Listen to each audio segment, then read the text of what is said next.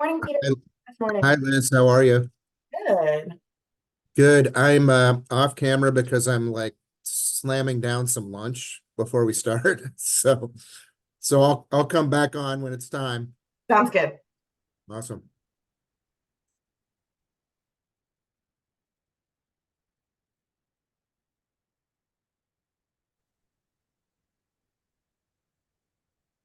Hi, good morning, Jeremiah. Morning.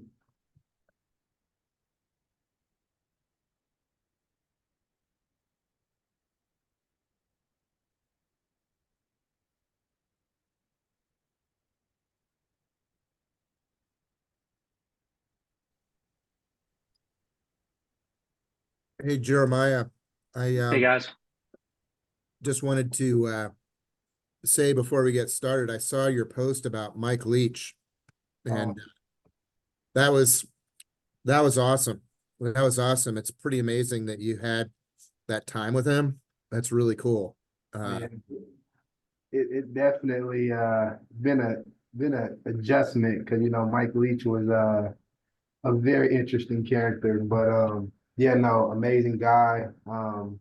He was literally they always say don't commit to a school for a coach, but like he was probably the only reason I committed to Washington State was to play for him. So No doubt. That's it's really cool, and what a character. I mean, people who didn't know him are gonna miss him like me. oh yeah, I have tons of stories, so maybe we can catch up and I'll tell you some crazy stories about I him. love it. Well, yeah, let's do it. I'm Absolutely. I'm off camera because I'm eating my lunch, but I'm gonna come on soon. Understandable. Thanks.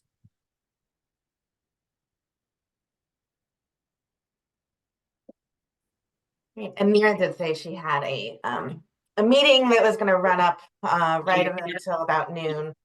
So she'll be joining us shortly here. It looks like all of your audio and video so far is looking great. Um, I think you all have the document with the outline and the questions. But is there any questions from anybody right now before we get started today? How do you pronounce Neera's last name? Is it Chatterjee? Chatterjee. Chatterjee. Okay. All right, thank you.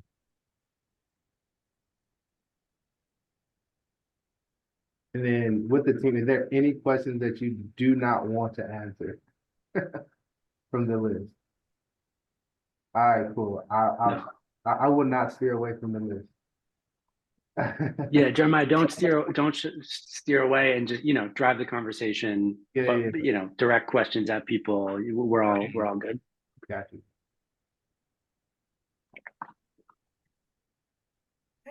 All right. Well, I will keep an eye out for Neera in the waiting room. And then I will let you guys all know when I am opening up that waiting room. But if you have, other emails and things that you're um, also wanting to pay attention to right now, I won't be offended. Cool. I'll be right back. I'll be right back.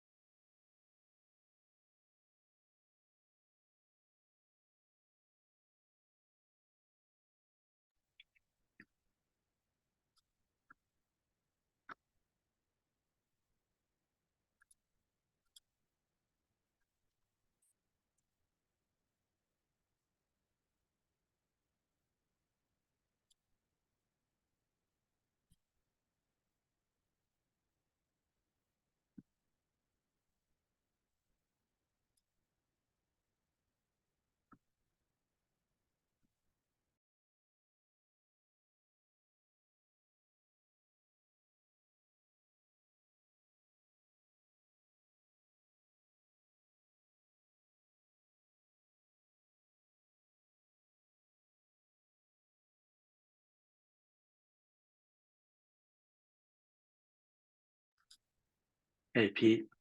How was lunch? Delicious. Awesome. I mean, suburban lunch options are a little slim, but there's a roti near us, and I always hate to get in the car and drive for takeout, but you know, that's one place where I will do that. What city are you in? It's you know, it's the Mediterranean place, roti. What, There's what one city, in what city do you live in? Or so I'm in West End, 394 and 100. got you, so St. Louis Park area. Exactly. So the choices are like Jimmy John's, Jersey Mike's, Jersey Mike's, Hard or House. Yeah. roti. I guess I could go Five Guys, but I'd need a nap after having that for lunch. So, Yeah, absolutely. well, Hey, Neera.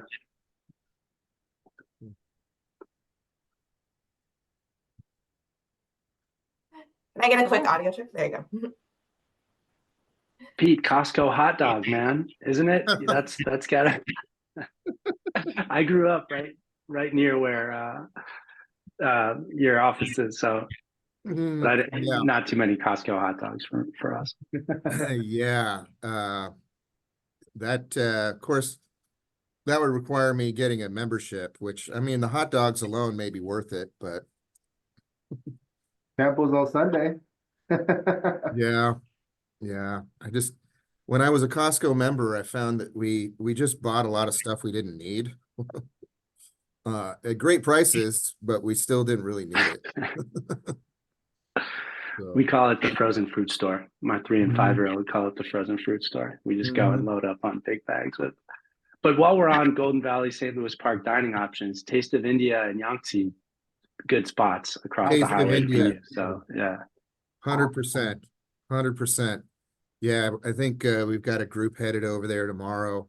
We'll nice. walk across the 394 overpass if it's warm enough. Today it's chilly.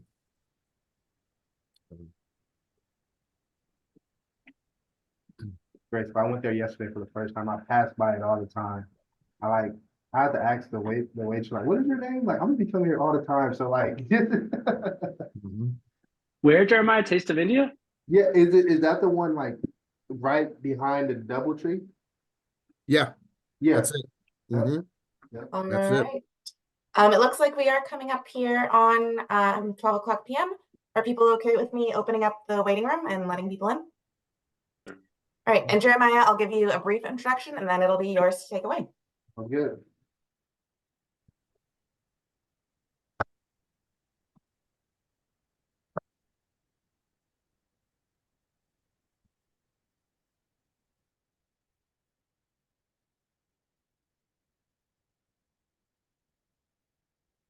All right, good afternoon and welcome everyone. I am Liz Niemer from Twin Cities Diversity and Practice, and we're here with the third part in our Taking Charge of Your Financial Future series.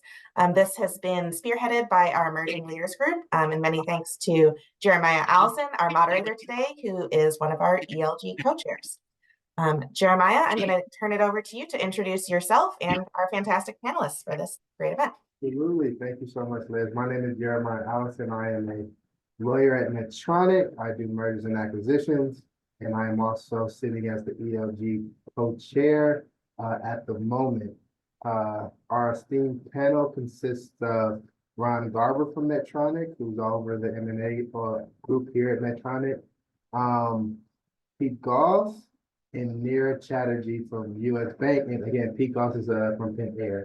And today we will be talking about finances and just the path in-house. So to not waste any further time, I'll jump into the first question I have here. And this is open to all for the panel. What was your career path and what was the reason you moved in-house? And I'll, let any of you answer it first. But yeah, that's the first question. Okay, I'll call on Ron first. I just teased Jeremiah, said, call on us. Yeah. So we don't. So thanks, Jeremiah, and hi, everyone. First, I'll invite everyone, if you're, to consider coming off, putting yourselves on camera. It's sort of more fun when these are interactive and we can see each other, and you can, of course, feel free to jump on camera and come off mute and ask questions or weigh in on anything. So, oh, Andrea, good to see you. First person to come off camera. Hey. So I started my legal career longer ago than I think I internalized and would like to admit, but like 17 or 18 years ago, and started at a law firm in New York called Davis Polk, and worked for a few years there. And like all good Minnesota boys, came home after some time there and worked in private practice for 7 more years at Frederickson and Byron here in the Twin Cities, which is where I'm still based. And I came in-house to Medtronic about 6 or so years ago. And Jeremiah and I work together at Medtronic, and we often talk about, like career decisions and financial decisions. And really, those are just life decisions and personal decisions. And so in sharing my reason to move in-house, I'll share my reasons, which are life reasons and personal reasons.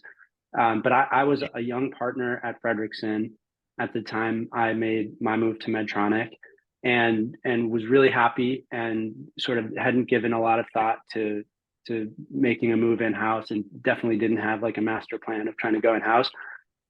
I liked about my job sort of independence and flexibility. I could, work from where I want to, travel to see clients if I wanted to, and this was before the pandemic, so that was, less of a normal thing at that point. I liked the unlimited upside, or, sort of like the ability to create my own practice and develop business and grow my career. And sort of, if I could do it, it could happen. There was sort of what I perceived as kind of unlimited possibility. And I liked, just being able to work on all sorts of different types of things, different industries, different types of deals. And so I liked all those things. A big change happened in my life, and I said I'd share something personal with you, and that is that my wife and my firstborn daughter died about 7 years ago, and as a result of a rare neurological disease. And this, like career decisions are life decisions, and the things that I liked about my career then, I just started liking less. Like, independence started to feel a little bit like a loneliness. Unlimited possibility and upside started to feel a lot more like unlimited downside and risk and uncertainty. And ability to work on anything across industries started to feel a little bit like lack of purpose, and independence felt a little bit loneliness, not being a part of a team. And so at the same time, another thing happened in my life, which was not a focus of mine at the time, but that was, I started to care a lot more about rare disease advocacy, and it became a goal of mine to found a rare disease patient organization and try to, advocate on behalf of other people like my daughter. And, so that was just a new thing in my life that was important to me. And at the same time, an opportunity to come in-house at Medtronic, which was a client that I worked with a lot at the time, became available. And, independence turned into part of a team at Medtronic, part of the corporate development team and the legal M&A team. The uncertainty, unlimited possibility thing became more predictable, a little more predictable schedule, more predictable compensation. And then, sense of purpose was really clear. It's working to make the world better for patients and advance healthcare, and all in a way that kind of aligned with this new goal of mine to become a rare disease advocate. So that was why I came in-house, and I'll I guess hand it over, Pete, if you want to go next. Sure. Thanks, Ron. Yeah, my story, I think, is a little different from a lot of in-house lawyers, just because I was in private practice for a long time, longer than Ron. I'm ancient, really old. So, I started out as a litigator at what was then Faegre and Benson. I was there for a good number of years. I think my first my first opportunity to consider in-house came kind of right when I was in my partnership year. And I was mulling over at that time, you know, do I make the shift? Or do I stick around? And I think at that time I had a feeling of, I think I can make partner, and I just want to achieve that milestone. And so I kind of set aside the in-house opportunities that, you know, were there at that time. Then I stayed in private practice and litigation.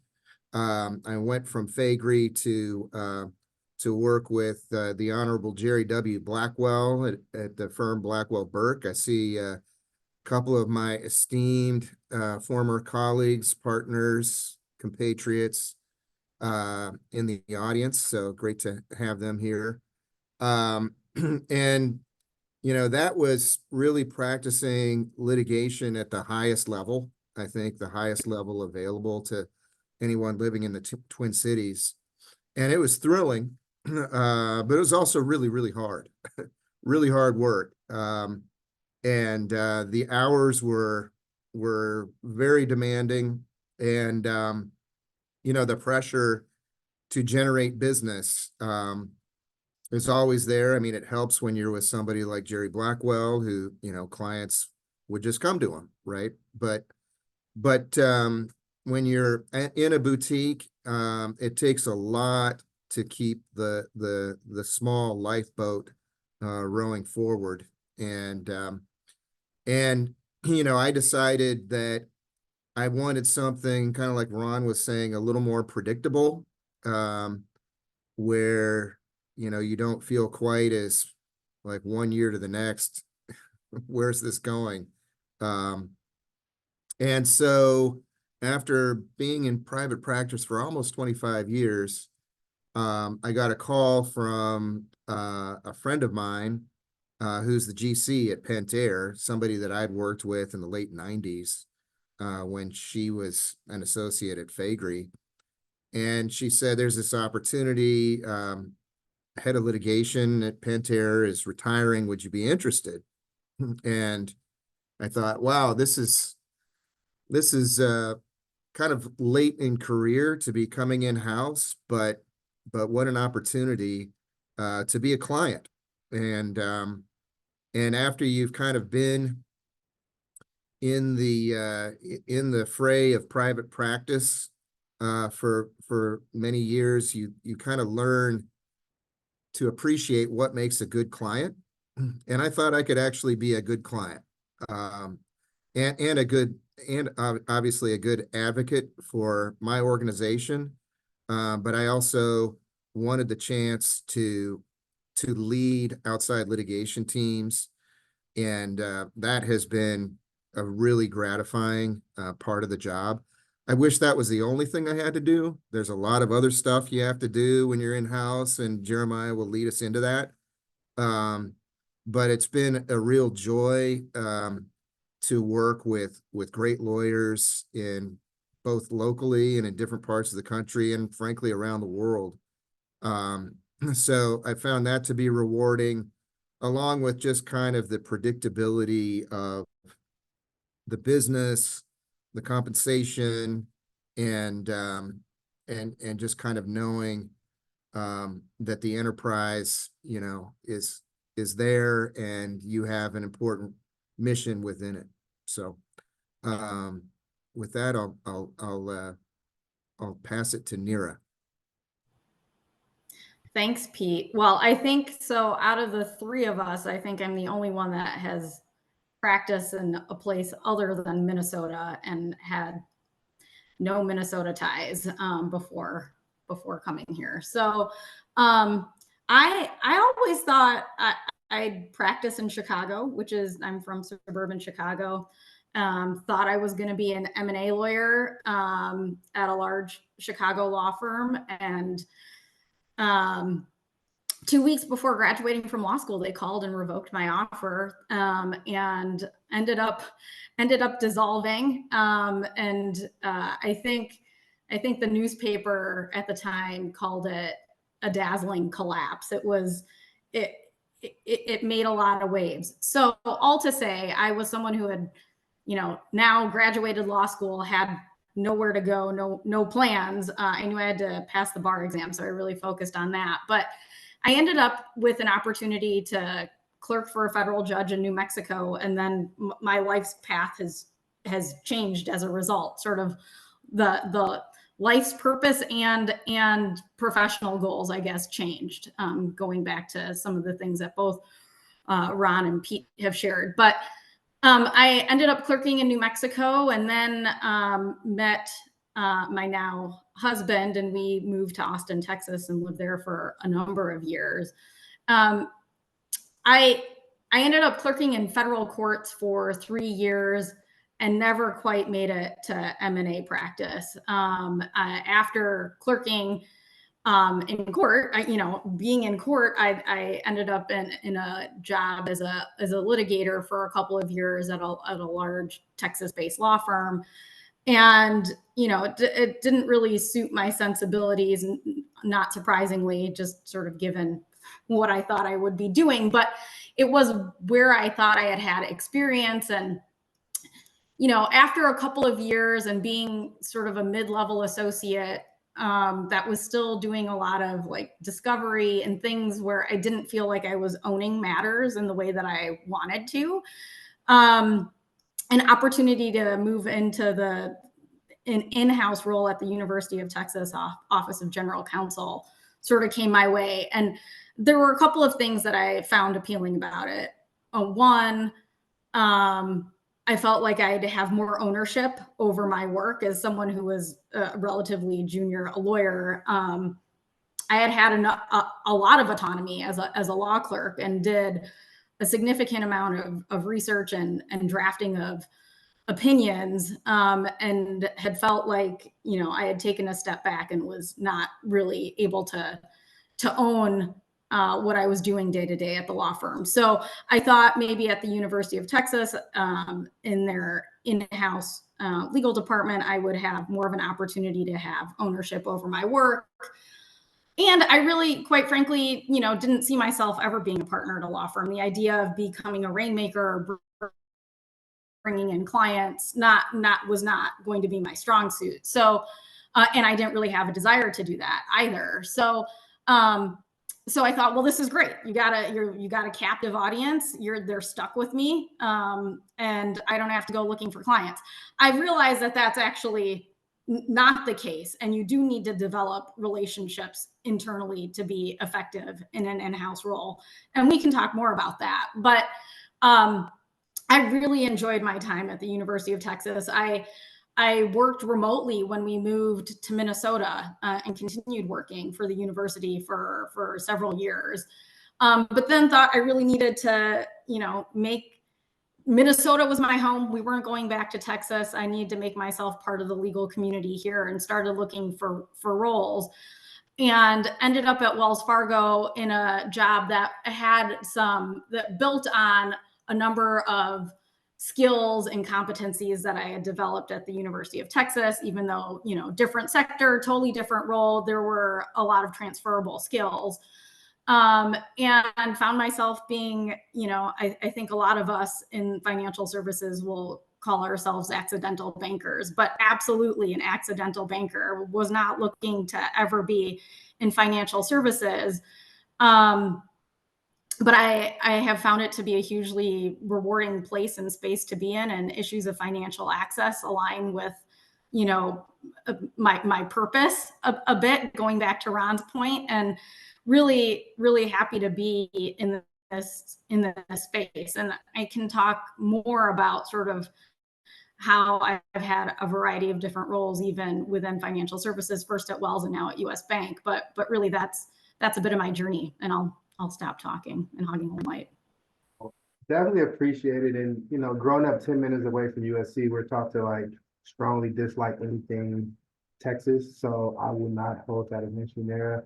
But, we'll go further into the conversation. So the next question is, and, you all mentioned the predictability piece. And then in the last session, we talked about finances.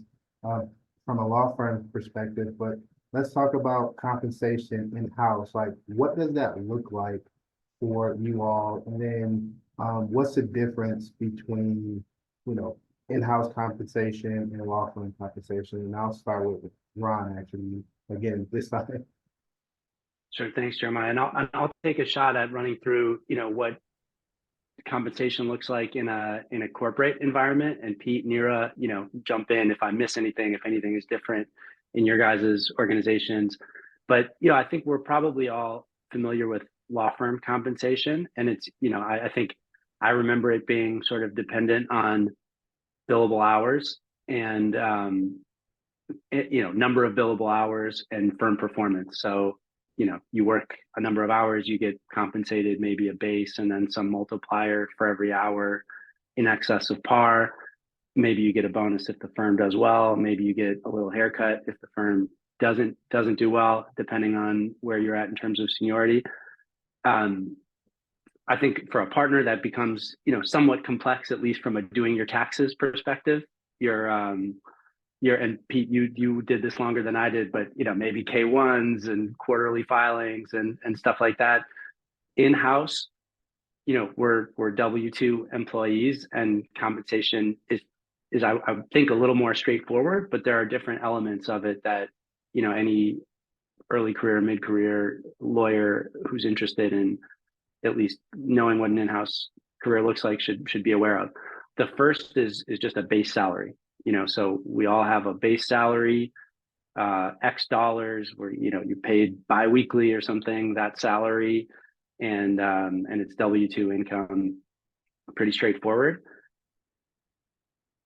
We often have an annual incentive program or an annual bonus program on top of that, and so that's some percentage of your base salary payable annually, and that might be dependent on company performance. Like at Medtronic, we have, the Medtronic incentive plan, and it pays out or doesn't pay out every year based on a couple of, or a few, I should say, I think 3 metrics, like cash flow or net income, but essentially company performance. If the company performs according to plan, you get 100% bonus payout. If it performs below plan, you might get a less of a payout, you might get no payout. And if it performs better than planned, you might get a multiplier on top of that 100%.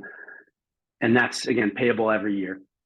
And then a lot of companies, and Medtronic is like this as well, has a long-term incentive plan, which is every year you get some kind of retention award that might have multiple components, and it might vest over time. So the idea is, we want people to stay because they know the company and that's valuable to the company. So we'll make some award available, and maybe it'll vest in quarters over 4 years. And that award usually has a few components, usually some combination of cash, restricted stock, and options. And again, vests over time. So, if your fiscal year is December 31st, maybe every January 1st, you'll get, a little cash payment, some restricted stock in your brokerage account, and some options. That, I think, is the bedrock of most corporate compensation. And then, of course, you get benefits, things like health insurance and lots of other stuff on top of that. I think there are 2 other benefits that I think of as like quasi compensation that I want to call out as well.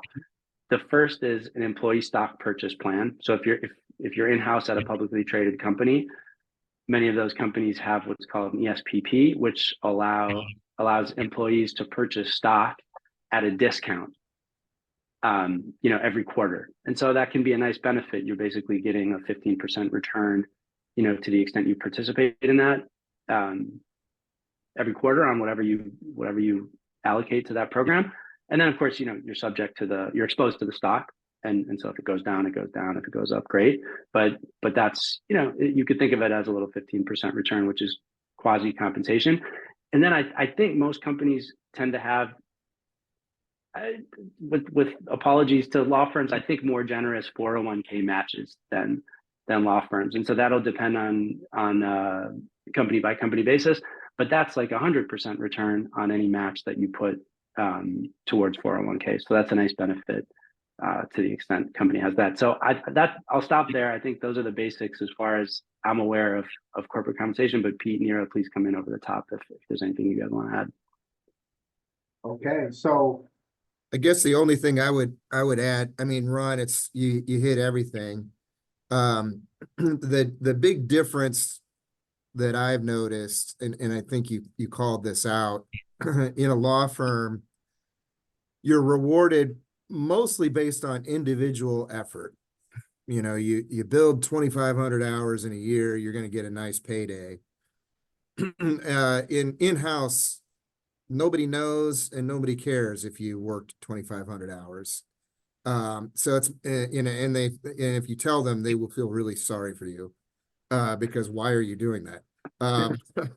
Unless you have something crazy going on, which happens.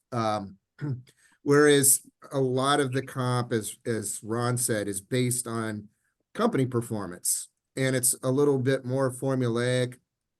Our company, I think, is shifting towards more room for individual recognition based on, but again, it wouldn't be based on effort. It's more based on results. Like, did you work on something that really moved the ball for the company? So that is a big difference, I think, to me. And then the other thing is, you know, where if you're going to become a partner at a law firm, I think most law firms will ask for a capital contribution, and that essentially becomes your equity in the law firm. When you're in-house, your equity is the stock that you can take in the company, either through ESPP or through long-term incentive, and so it's a different way of looking at, you know, equity ownership in the enterprise. So, Neera, I heard that term Rainmaker. I've not seen that movie yet. I think that's a movie. But in a sense of like the large amount of upside that comes with working at a firm financially and then making the transition in-house, was there, or did anyone experience any lifestyle changes? And if so, like, what did that look like for you? And I'll start with Neera.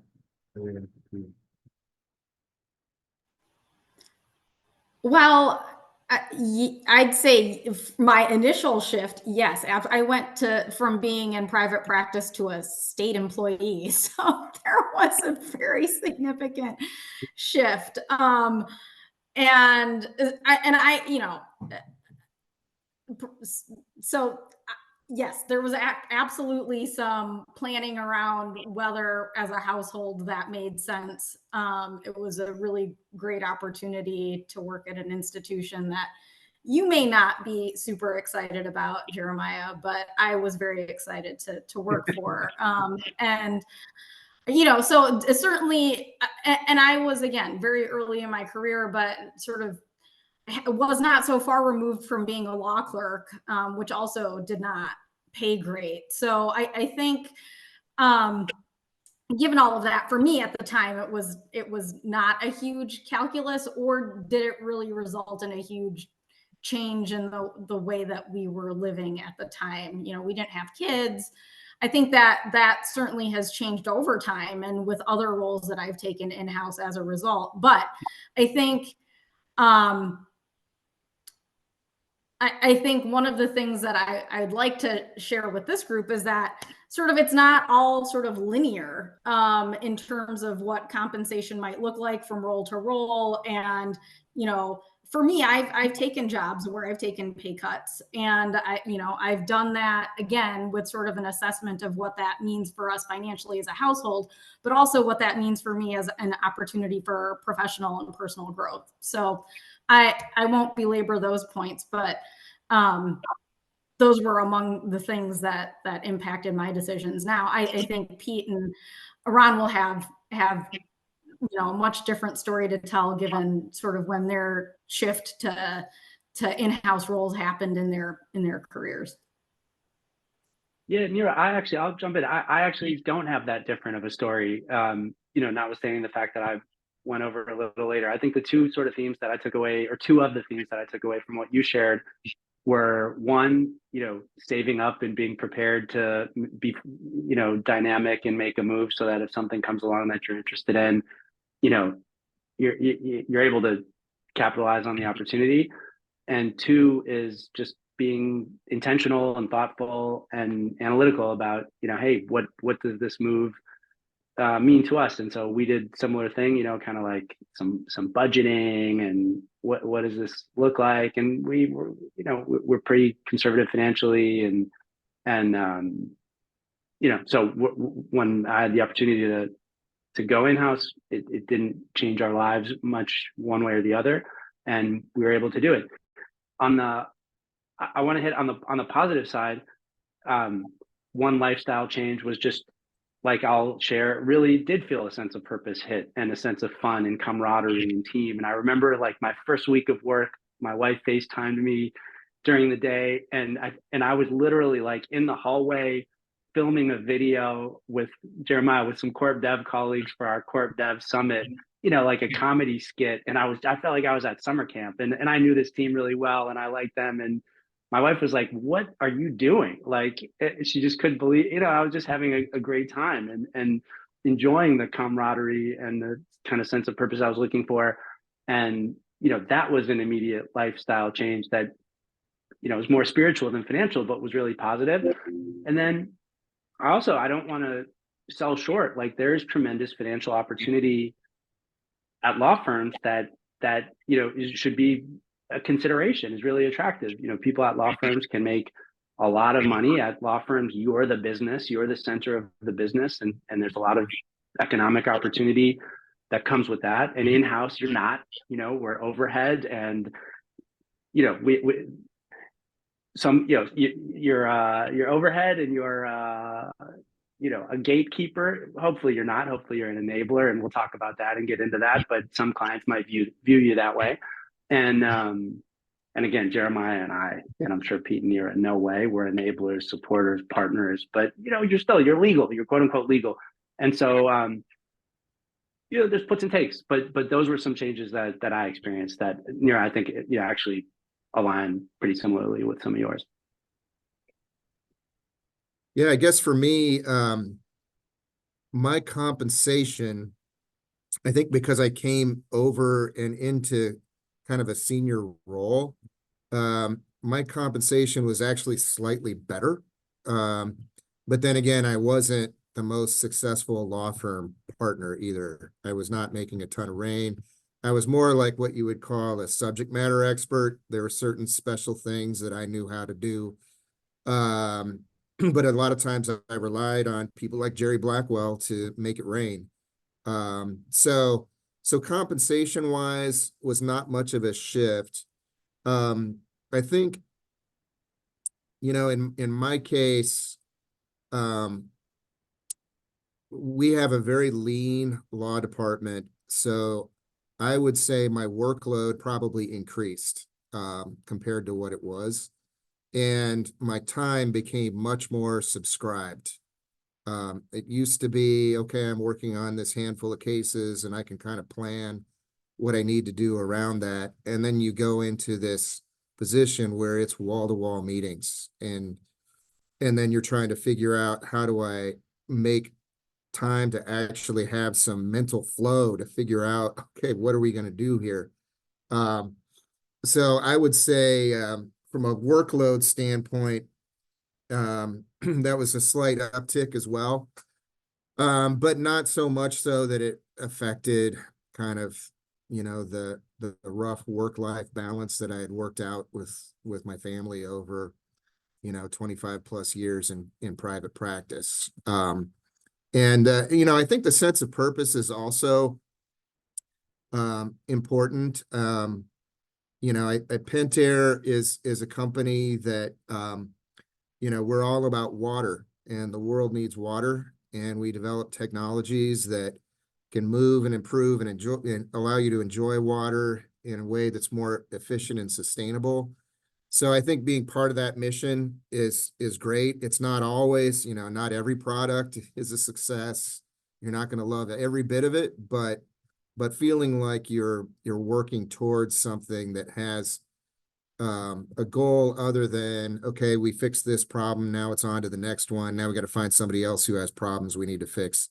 Having a more purposeful trajectory is also meaningful.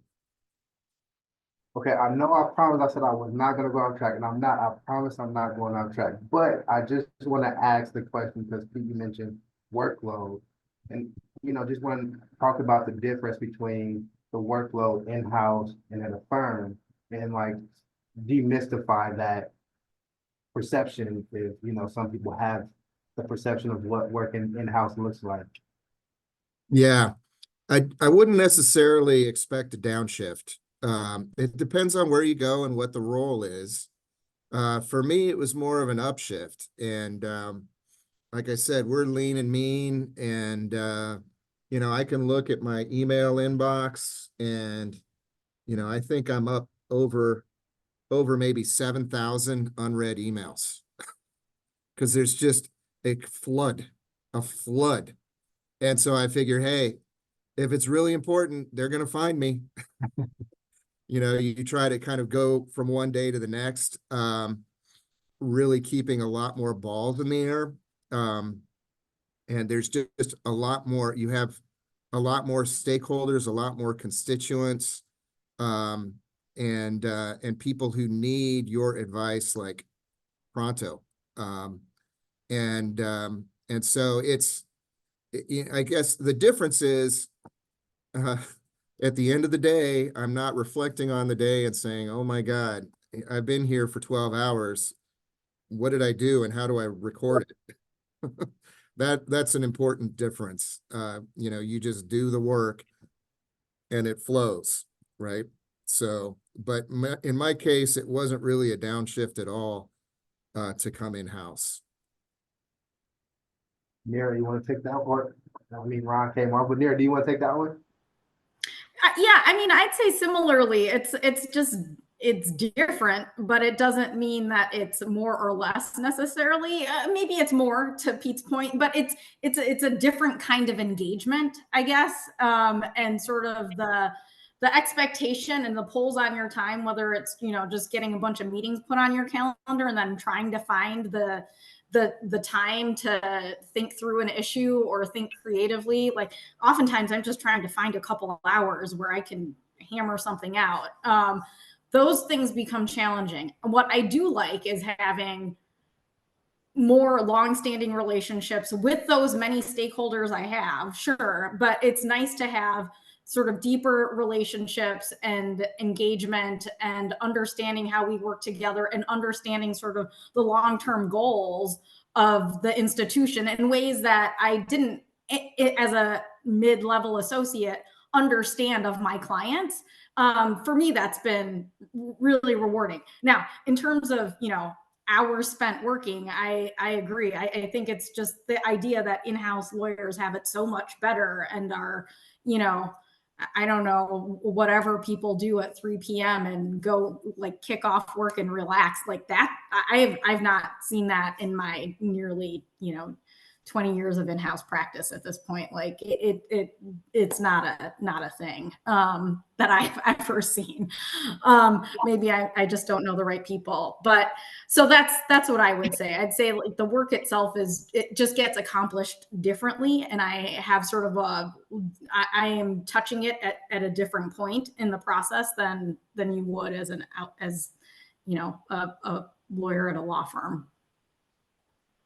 And I guess I speak only in bullet points now too. I don't know if that has changed, but or if that's a significant change for people. But I will say sort of, when I was at the law firm, oftentimes my client was actually a more senior lawyer, right? Like before it would go anywhere, it was going to get several more layers of review, and a memo would be drafted in a way that you would put together a legal brief or a legal memo, and it was created by lawyers for lawyers. And that is, certainly not the case when you're in-house and you're trying to get communications across to very senior leaders. And you need to be able to make your point, make it well, and make it brief. And so I've turned into someone who can only write in bullet points. for better or for worse. Yeah, and I'll just add, if Pete and Neera haven't already disabused you of the notion that, like, an in-house job is a cushy job where you're just not working that hard, I'll pile on. Like, it depends on what you do, what type of work, what kind of role you have. Jeremiah and I work in M&A. I'm sure litigation and financial institution stuff isn't any different. But if stuff you're working on is moving, it moves fast. It moves at all hours. If you work for a global organization, you have a 24-hour day, and so definitely are busy. And one additional thing about the work, like Neera said, it's different. One way which is so true, and one way that it's different, which cuts positively and maybe negatively, is that it's yours, you own it. And so if you're an outside lawyer working on a matter or a deal or whatever, you could say, well, on the one hand, on the other hand, write a long, polished legal memo, Neera, to your point, here are the considerations, and very well done. But if you're in the organization, someone has to actually make a decision and sell a decision and build support and alignment for that decision. And then you own it. So when the deal is done and something goes wrong, it might be your decision, or it might be something that ends up falling on your plate when the outside people have, moved on to the next thing, which is maybe a nice thing about being outside sometimes, but it's also maybe a nice thing about inside. Like, it's fun to sort of have the buck stop with you and have the authority to make a decision, and, use your judgment, and so I think ends up really being a fun part of being in-house. But it's a hard thing about being in-house too, and the phone can ring 9 months later, and oh man, we got to deal with this now. So but I think that's a cool thing about an in-house role, in a way that the work is different. Perfect. So if we haven't scared anybody away yet, with that discussion right there, how do you put yourself in a position to be considered as a candidate to go in the house? And I'll start with Pete first on this one. Yeah, it's a important question. Great question. I guess, for me, my story was like, hey, make friends early in your career and they will go places and maybe they'll bring you along. So there's some of that in my story. But also, I think just it's a lot of the same things you need to do to be successful in a law firm. It's great client service, just being responsive. And I'm someone who, I work with a fair number of associates, and I get to see talent, and when you have those windows of opportunity with a client, like Ron's story, he was working with a lot of the same people that, when he was outside counsel. I think when you get those opportunities to make an impression, take full advantage. And then I also think just joining various kind of networking efforts, just being in TC Dip, coming to things like this, you're going to expose yourself to more people, in the in-house community, and you get to know the landscape. You'll get to know opportunities. Maybe someone will reach out to you before it's even posted. And to be honest, I think that's the way a lot of in-house jobs are placed. They'll get posted, but a lot of times, by the time you see it generically on LinkedIn or Indeed or whatever, that job is already either filled or almost filled. So it's important to find ways to get connected to people who can give you that early access, because it's just hard to cold apply for jobs. Not a high rate of success doing that.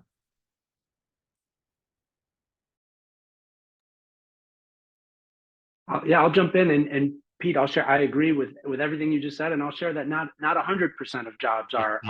So we have an open posting on our team right now. It's not promised to anyone or earmarked or anything. And Pete, you touched on this, but I'll underscore it. Just competence and subject matter and competence is like, the bedrock, the foundation, table stakes. And the first thing that, members of our team are thinking about when we're interviewing someone, and we're a subject matter expert team, an M&A team, so it's not necessarily going to be the case for every type of role or a more generalist type of role. But the first thing we're thinking about is, can we put this person in front of our client? Are they going to have, credibility? Are they going to have the trust of our client?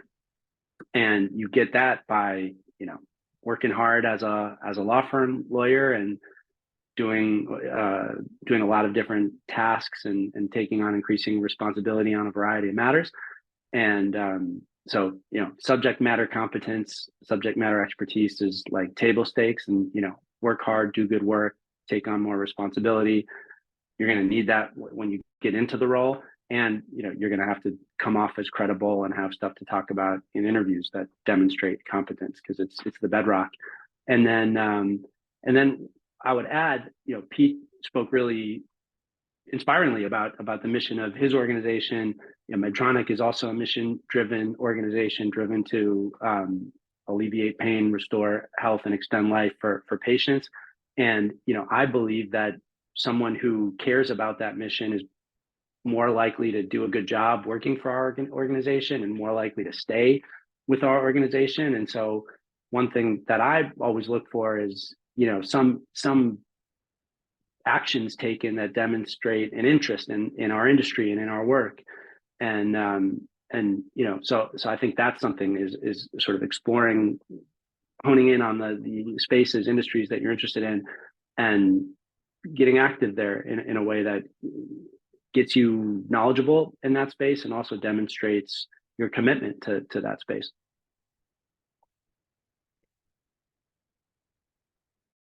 Do you want to add anything? I think Ron and Pete have covered well, and certainly want to leave space for other topics of conversation. Gotcha. So I am on the substantive train right now. I'm learning this M&A space, and I'm not just saying that because Ron's on the phone right now. But as far as career development and growth, what does that look like in house? And I'll start with you, Neera. Thanks. So I want to go back to a point that I think both Rana and Pete were making earlier about, legal being a cost center in an in-house role. Absolutely. But also, it turns out your career path in an in-house role doesn't have to stay solely within the legal function. And there are a lot of opportunities for lawyers in-house to seek roles outside of the core legal function. Now, a lot of people stay within that function, and there are certainly opportunities depending on, sort of how your organization is structured and otherwise within the legal function. But I want to focus, I guess, my comments more on there are just a whole wide variety of other opportunities outside of a legal specific role when you move in-house that I think I really did not have a clear understanding of until I was in-house, and that the movement into those other functions is significant. I'd say a lot of there are throughout the variety of in-house jobs I've had, I have seen lawyers move very successfully into other sort of executive roles within the organization, whether that's in a risk function, some other sort of enabling function, as we would call them at US Bank, or within a certain business line specific unit as a leader. There are a lot of opportunities. And I think part of that goes to all of the things we've been talking about, sort of the deep relationships you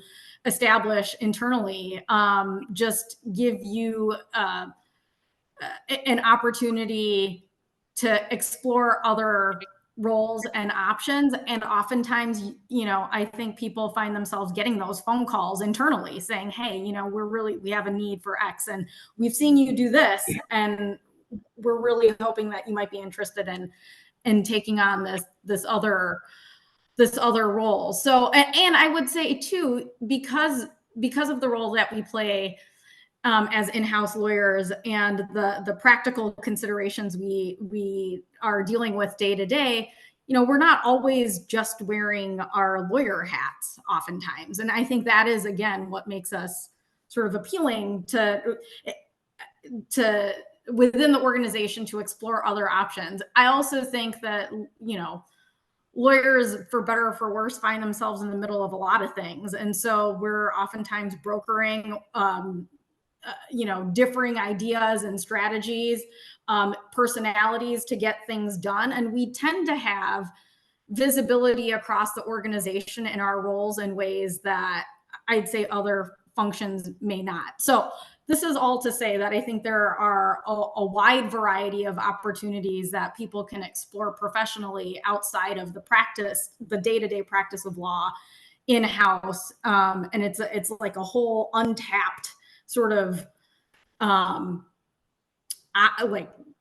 to me, it was totally untapped, unknown, certainly not something that was discussed ever in law school as a pathway. And it is one that I think is readily available. And we've seen a lot of people step into those roles successfully.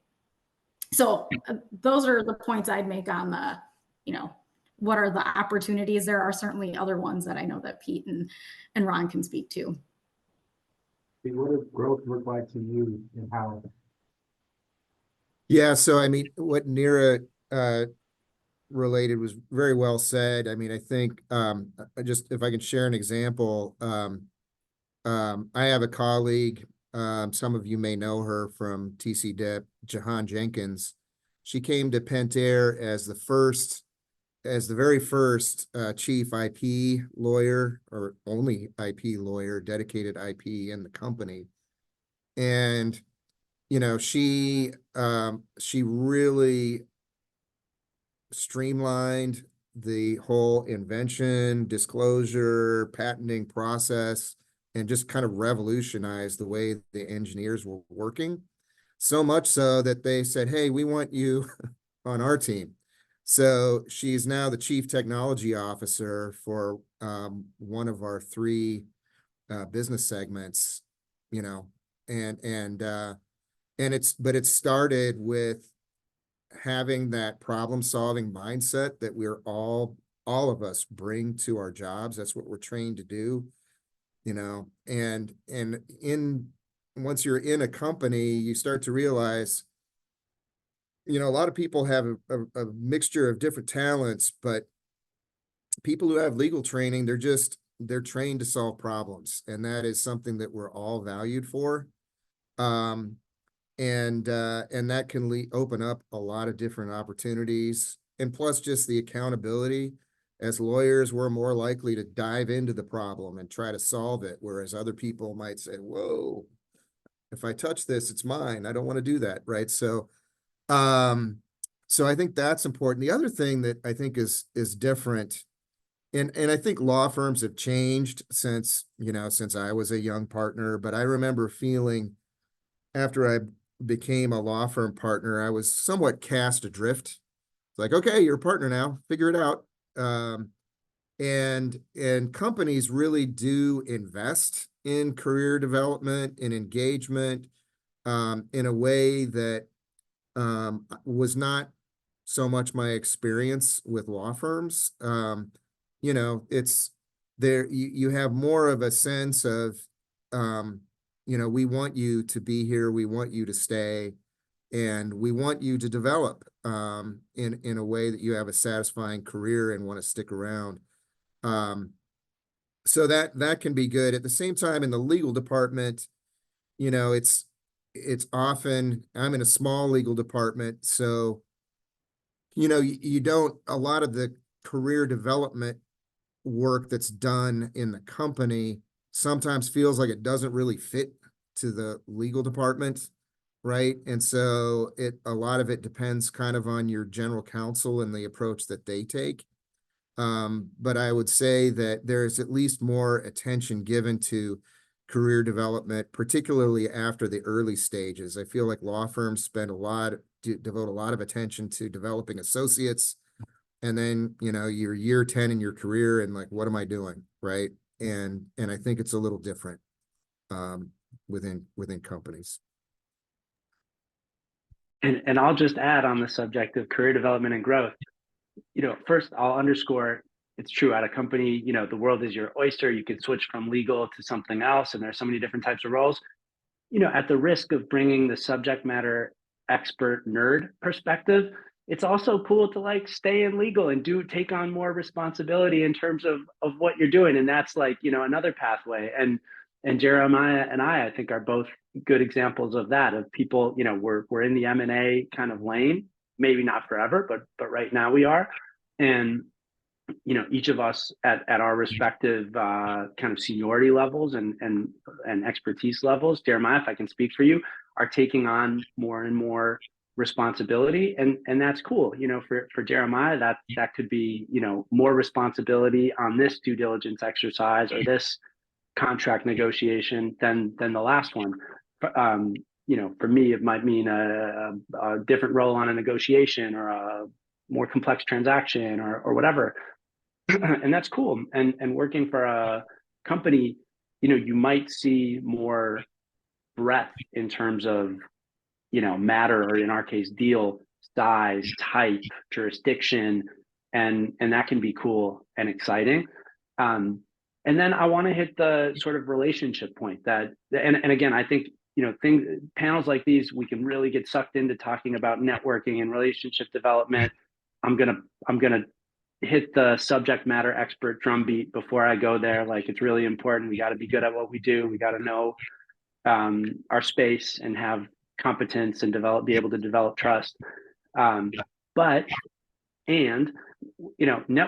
is also a really big part of our development. And I think each of Neera and Pete have talked about relationship development and Neera, I think you mentioned you thought you were giving up business development when you went in-house, and that wasn't the case. And that totally resonated with me because it's just a different type of business development. They're stuck with us, to Neera's point, but not necessarily. Like, they could just try to go around legal or try to forum shop and get someone else.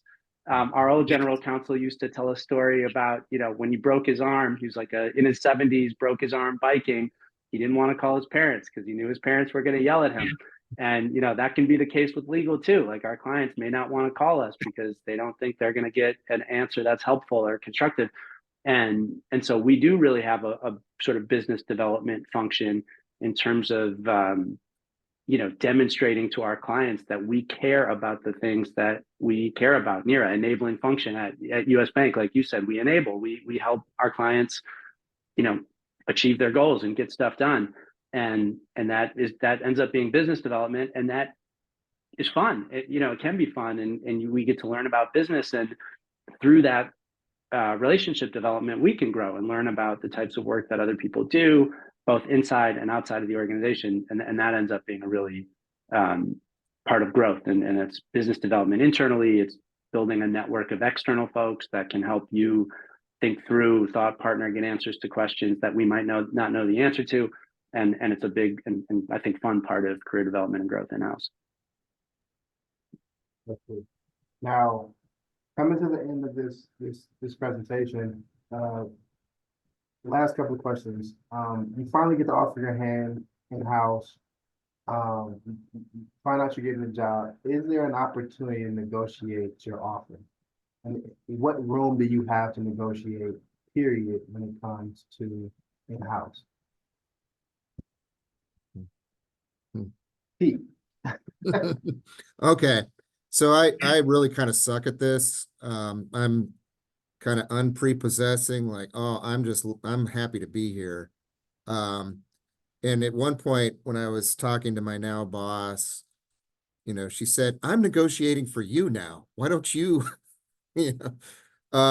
so yes, there are opportunities, and I think a lot of times the focus is from a financial standpoint, what are you making now? What are your expectations? And you need to lay that out there, because there is some flexibility a lot of times if you're moving from one company to another, it gets complicated by, well, I've got this stock that hasn't vested, but I don't want to walk away from it. So can you do something for me to compensate for that lost opportunity, right? So there is room to do it, and you need to be brave, you need to be confident, you need to not be greedy, but just advocate for yourself. And it's expected that you will, that you're not just going to take, whatever the posting says. And there's a reason why there's usually a range, when they advertise the posts. So that's my thought on it. Is there room to negotiate? You would think this way. I think I'm much like Pete, where I'm like, oh, let's just be thankful. This is an awesome opportunity. Let's go. But yes, everything is, I think, subject to negotiation, and you should be thoughtful. You are an advocate for yourself and for your family as you're thinking about this kind of a change. And so I think that's the only thing I'd say is yes, absolutely. And also just know that, if you're amongst those who are uncomfortable in sort of even thinking about those kinds of things, you're not alone. But I have found that what can make it easier is talking to other folks and really being thoughtful about how to approach it in a way that is authentic to you. But you absolutely don't need to take a first offer. Can I get a couple? And yeah, even just to flesh that out a bit, I think I agree with everything that Pete and Neera said there. And we should all be our own advocates. Lawyers I think are notorious for negotiating aggressively for our clients, but less aggressively for ourselves. We shouldn't do that. And I think we also, we should be aware of constraints. Like when we're talking about negotiating, I think what we're talking about is, like a higher base, or we are operating within constraints, and the elements of compensation that we laid out at the top of the presentation, we're probably going to be constrained by them. So those will be the elements of a package, of compensation package. If a position is leveled a certain way and that level merits, an annual incentive and a bonus of, 10%, it's going to be hard to say, well, I need 25% or something. If an open position is going to fit in to some HR leveling, some broader HR leveling strategy. And so there are going to be constraints, same with long-term incentive and so on. But, if you have a concern, you can say, well, look, I'm taking a pay cut, and this is less. So could I have a signing bonus, or could you help me with, if I'm moving and I have to incur expenses for moving, is there relocation assistance or something like that? And so, I think framing things as problems that, the company is helping you solve is a good way to approach it. I think we should all negotiate and recognize, there are constraints, the broader HR compensation and leveling strategies of any organization you'll be negotiating with. And I think to add to that, one last quick point, which is a really good one, Ron, that you were making about, there are constraints, is that if you are not sort of thinking within the bounds of those constraints, you can lose credibility during a negotiation. So absolutely sort of keep that in mind, because I think that can really impact that particular phase of making that switch in your job. Yeah, on that point, the titles do mean something often in the compensation. So companies are much more hierarchical than law firms. And so if you're director level, you're assistant GC, associate GC, like I didn't know what any of that meant, but it does translate to kind of salary ranges. So be mindful of that. So I'll keep my company part to myself. Okay, got it. Last question. If you could sum up working in-house in one word, what would it be and why? Start out with you, Pete. Ooh, well, it's 2 words with a hyphen, fast moving. Fast moving.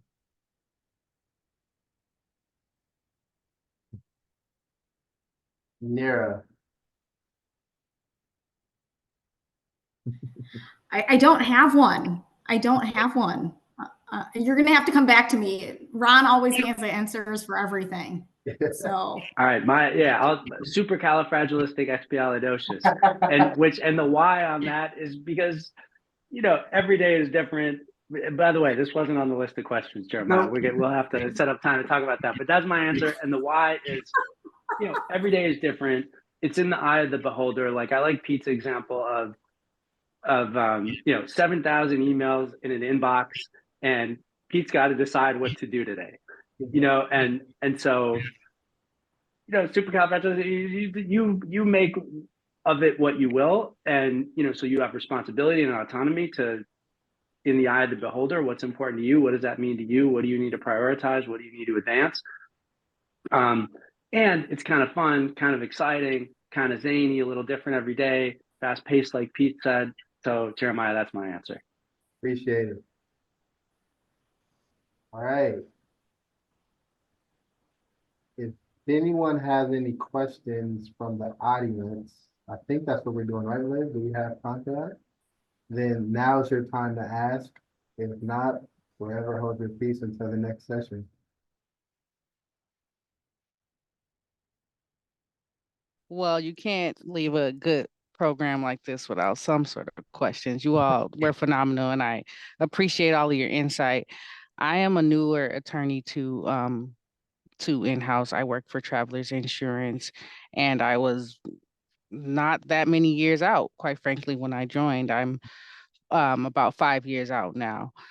And so one thing that's on my mind right now in this new space is, is how and how can I network with the right people or learn my organization to even figure out where I want to go in this company. So you knew when I was at a law firm, you go from associate to partner. It was very clear the track and the trajectory that that you can go to if that's what you want and or desire.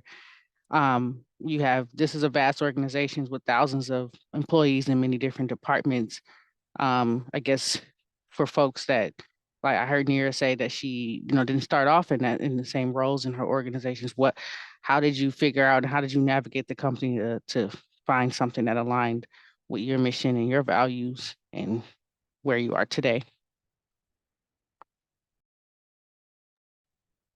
I'll give it a shot, Dimitri. I think you raise a really good point that I don't think we covered, which is that at a law firm, your advancement as a lawyer, particularly as an early career lawyer, is much more well defined and planned out. And even I remember where I started in private practice, we had a staffing person that was in charge. Their job was to find a good mix of matters to staff early career lawyers on.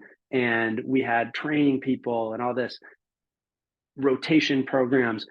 Once you go in-house, you're in a job, and what comes after that job is choose your own adventure in a sense. Hopefully you have a good manager who is thinking about your development and who's a thought partner for you. But I think it really ends up, and by the way, I think it's true for private practice too. Choose your own adventure. If Jeremiah, like we always say, if you don't do it, it doesn't get done. We all need to take ownership in what type of work we want to be doing and what types of matters we want to be working on. But I think that's extra true in-house, where it's not as well defined. You don't move every year from a second year to a third year to a fourth year, to a partner. And so I think there are good ways in-house to do that. And I've seen colleagues internally at Medtronic who went in-house after law school and have had great success over a long period of time and taken on different roles and increasingly more significant roles. And so it very well can be done. I think volunteering for stuff that's outside of your lane is a good way to start. If there's a legal organization initiative that they're looking for volunteers on, pick that up. You'll meet people outside of your, sphere. You'll learn about the organization and aspects of the organization that you probably don't touch in your day job. So taking on like a second job is a really good way to do it.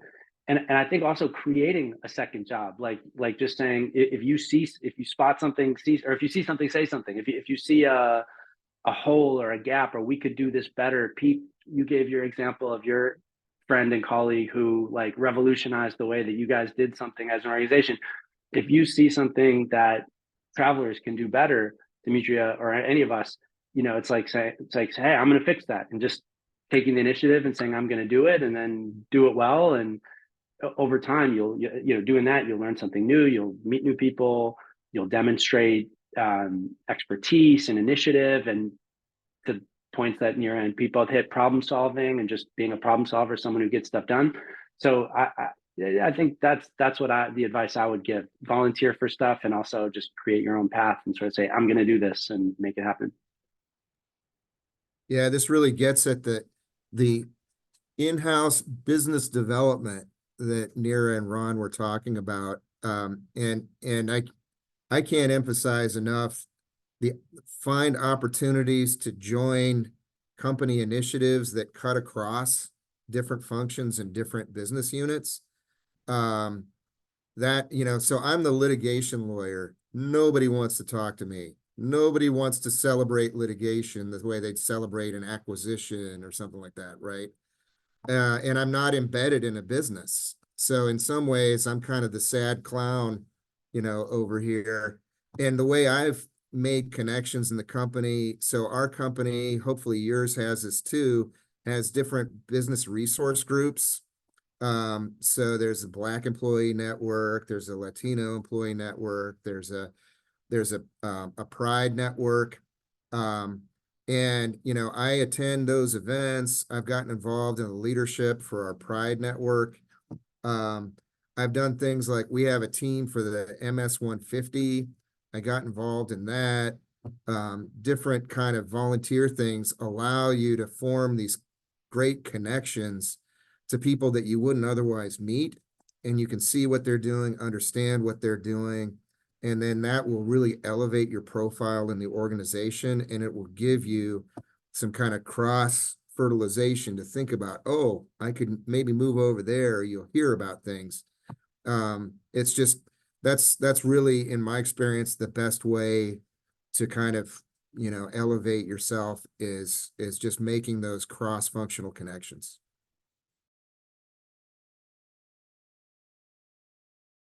All great responses. Thank you very much. All right, so we have 5 minutes. Of course, my credibility is on the line because I told these individuals will be gone by 1:15. So Liz, I will throw it to you and ask, do we have time for one more question, or do we just want to wrap this up? I'll let you decide on that one. I think we have time for one more question if there is one from the audience. All right. I have one. Can you guys hear me okay? So Pete, at one point you mentioned that you do get to work with a lot of associates in your day-to-day. And I'm on kind of the flip side of Demetria. I'm very early on in my career at a firm. And so my client interaction is pretty minimal at this point, but because of that, I think I feel a strong need to make sure every interaction goes as well as possible. So what is your advice for an associate trying to stand out to an in-house client? I think the number one thing you have to do is be yourself. Don't worry about what my expectations might be of what I want an associate to be. I think put yourself in my shoes and think about what would I want to hear, if I had asked somebody for advice, and how can I communicate this in a way that will be most helpful, and just authentically be yourself, because we always, I think, as in-house lawyers, we like to hear an authentic voice. We like to know there's a person there, and it isn't just kind of a, paint by numbers, standard legalistic response, because fundamentally we're all problem solvers, and just kind of getting past the enclose, please find kind of language, and just saying, here's the problem and here's what I think you should do. And just having those recommendations ready too, not just great, and legal analysis, but here's my idea for how you could deal with this problem. That's something we're always grateful for, but just because we don't necessarily have the mind space to think of it ourselves. So that would be my advice to you, Taryn. And I think you're already at a great firm with a lot of great people. So hopefully you'll get plenty of chances to shine.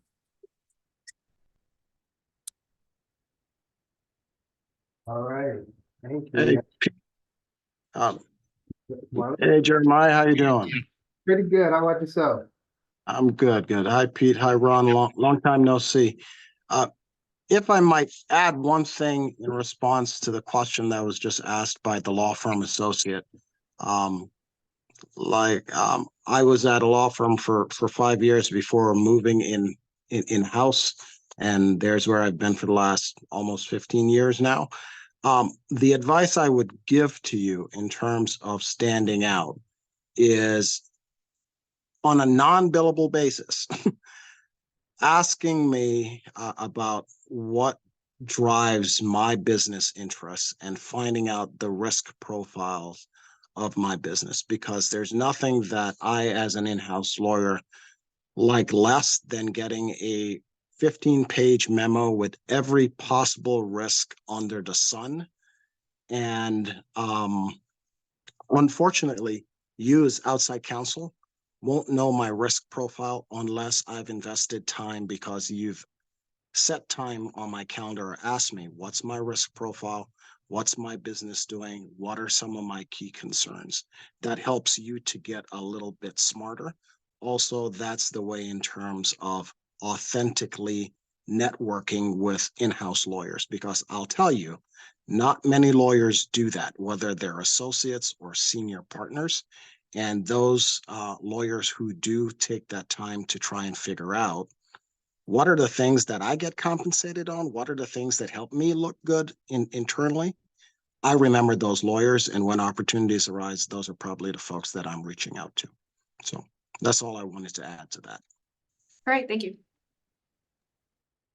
Well, thank you all so much for a phenomenal end of our financial session. I hope everyone learned so much from you all and the answers that you provided. Please take note of all the names on this call. Don't be afraid to reach out. And with that, I'll turn it back over to you, Liz. All right, thank you everyone for joining us. You'll be getting a post-event email with a short survey, as well as CLE information for standard CLE credit. We encourage you to stay tuned for all upcoming TCIP programs and follow us on social media and through your organization's member representative. Thank you all and have a great afternoon. Hey, Jeremiah, you got to give Neera a hook 'em. I will never.